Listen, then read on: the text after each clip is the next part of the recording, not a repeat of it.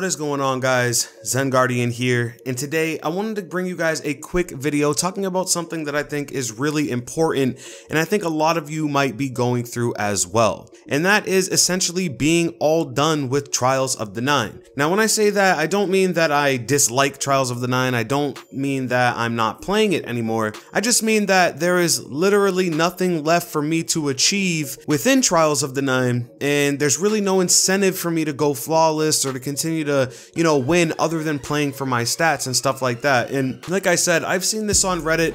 I've seen a lot of people talk about this in some other YouTube videos and stuff like that. And so I kind of just wanted to chime in real quick and give you guys my opinion on the whole thing. And I also got a couple of really important updates for you guys, so make sure you guys tune into the end. But the first thing that I wanted to talk about was the actual act of going flawless. Is it even necessary at this point? I mean, for me, it's always a good thing when you achieve the most difficult or seemingly the most difficult thing in the game. A lot of people struggle going flawless. A lot of people have a hard time, but I've always been one that's able to do it at the very least. But at this point, other than seeing the big head and horse, there's really no reason to do it. I mean, I'm not getting anything exclusive. There are no longer adept weapons. The armor is cool, but the only thing that it is different from the regular armor that you get is the fact that it has some glowing teal smoke coming out of it, which it's really not that visible, and it doesn't make a whole difference like, the other flawless ornaments back from Destiny 1. Going flawless doesn't really mean anything anymore. One thing I do like, however, is the new emblems and how they kind of keep track of your flawlesses and all that stuff, and I think that's pretty cool.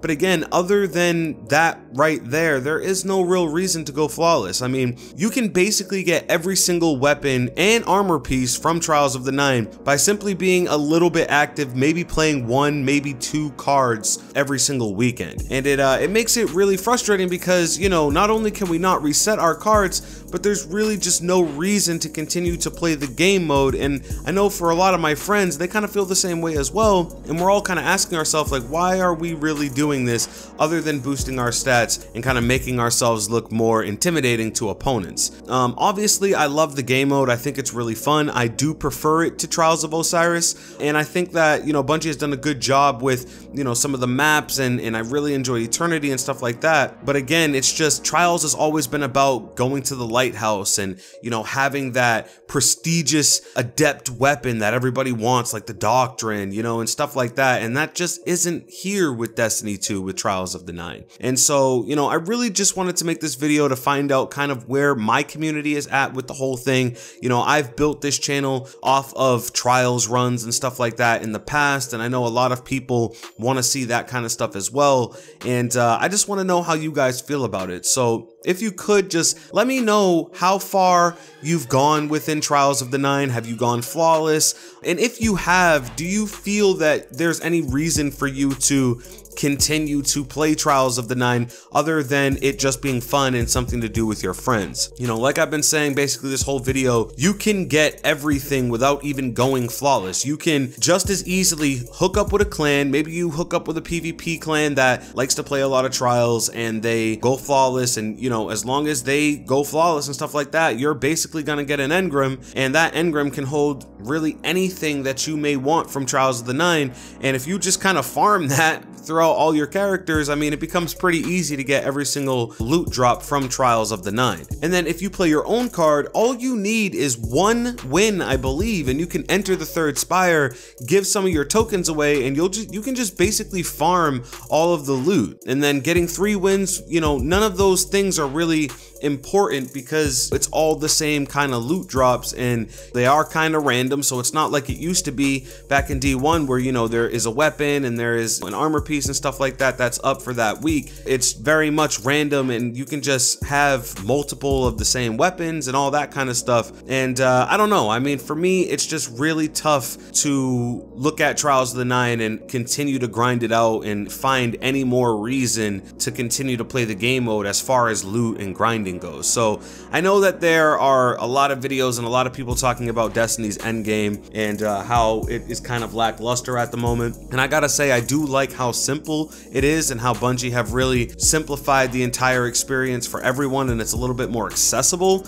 But Trials has always kind of been like you gotta learn and you gotta get good within the Trials to really be able to do the highest thing in the game. And I just don't feel like Trials of the Nine is really like that right now. Also, if you guys could leave a comment down below and let me know how Trials feels in comparison to Osiris when it comes to difficulty. I've seen a lot of people online talking about it's way harder going flawless, the fact that there aren't any boon sucks and all this other stuff, but I've also heard on the other end of the spectrum that it's a lot easier going flawless and it's so simple and there's no reason to really grind it out and stuff like that. So there's a lot to do with this topic, and I know this video may seem like I'm kind of rambling on, but I just had all of these thoughts and I really just wanted to get that out there and hear from you guys, because really that's the most important thing, and you guys have a big impact on whether or not I'm going to continue to really go hard and stuff like that. Now, with all that being said, I do have a couple of updates for you guys, and they're pretty important, so hopefully you guys do enjoy.